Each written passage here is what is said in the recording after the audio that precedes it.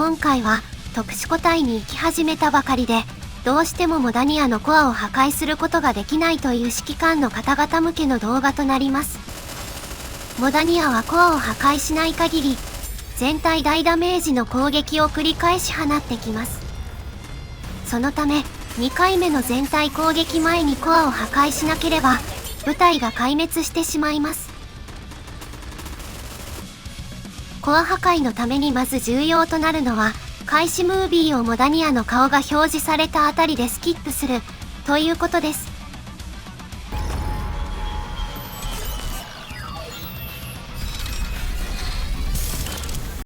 画面のこのあたりでスキップします。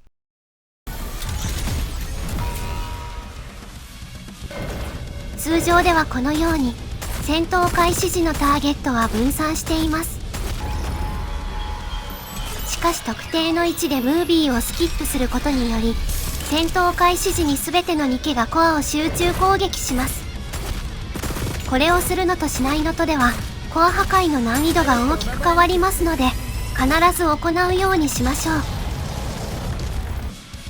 次に、コアの破壊適性のあるニケを選出するにあたり重要なこととして、モダニアのコアには、貫通特性のあるスキルしか当たりません。コアに当たるスキルとしては、マクスウェル、ラプラス、アリス、スノーホワイトのバーストスキル、ネベのスキルになどがありますが、ほとんどのスキルが当たりません。こちらはハランの全体バーストスキルです。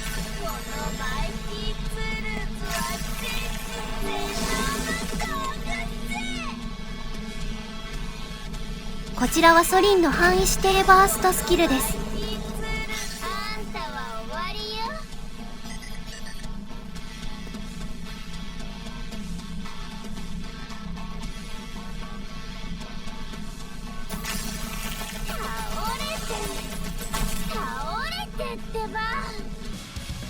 このようにほとんどのスキルはコアに当たりません。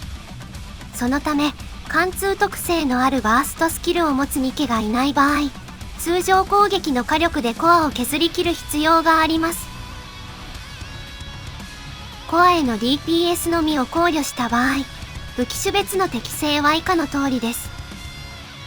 集団率と単体に対する攻撃力の高いマシンガンの適性が一番高く、逆に集団率の低いサブマシンガン、ショットガンの適性が低いです。このように、サブマシンガンは白ダメージが多く、コアに当たっていないことがわかります。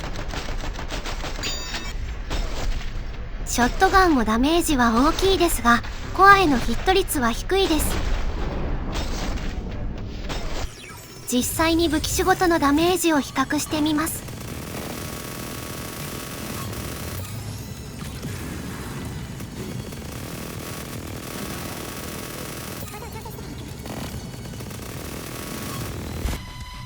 マシンガンがスナイパーライフル、アサルトライフルの 1.5 倍ほどダメージが出ています。ショットガンはダメージは大きいですが、コアにはほとんどヒットしていません。ロケットランチャーもダメージが大きいですが、爆風でコアと本体の両方にヒットしているので、コアへのダメージはスナイパーライフル、アサルトライフルとあまり変わりません。また、攻撃力の低い支援型、防御型のマシンガンは、火力型のアサルトライフル、スナイパーライフルと同程度のダメージでした。以上により、コア破壊のみを考慮した場合の編成優先度はこのようになります。一番優先度が高いのはバーストスキルで大ダメージを与えることができる貫通バーストスキル持ちのニケです。続いて通常火力の高い火力型のマシンガン、自己バフで火力を上げられる火力型のアサルトライフル、スナイパーライフル、ロケットランチャーです。その次に全体の火力を底上げできる攻撃力バフ持ちのニケ。そして通常攻撃でダメージを稼げる支援型と防御型のマシンガンなどになります。2023年1月27日時点での編成おすすめニケをまとめましたので、ご参考ください。以降、2つの編成例をご紹介します。フルバーストタイムを最大限に使うため、バーストは全体攻撃の後に発動しましょう。こちらはマシンガン中心の編成で、バースト発動時に N とプリバティで攻撃力バフをかけます。装備はすべてティア8、頭と腕の強化はレベル3以下、胴と足はレベル2以下です。続いてこちらの編成です。N、ドラー、マクスウェルでバフをかけ、アリスの貫通特性バーストスキルで破壊する構成です。装備は同じくすべてティア8、頭と腕はレベル3以下、胴と足はレベル2以下です。